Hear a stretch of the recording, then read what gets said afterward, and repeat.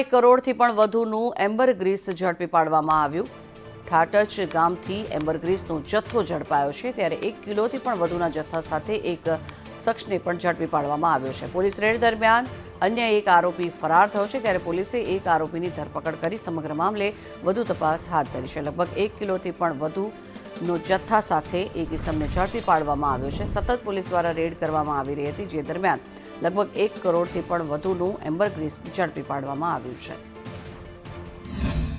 3 દિવસ પહેલા અમને બાતમી રાય હકીકત મળેલ કે પાલીતાણા રૂરલ પોલીસ સ્ટેશન વિસ્તારમાં 2 ઈસમો, જેમાંથી એક ઈસમ પ્રદીપભાઈ મનુભાઈ ગુજરિયા તથા અન્ય ઈસમ મેહુલભાઈ ઉર્ફે છોટુ રમેશભાઈ બામણિયા નામના વ્યક્તિ દ્વારા એમ્બરગ્રીસ એટલે કે વેલ માછલીની ઉલટી નામનો જે પદાર્થ છે, તો એની ગેરકાયદેસર રીતે વેચાણ માટે હેરાફેરી કરવા માટેના હેતુથી તેઓ દ્વારા કાર્યરત હતા।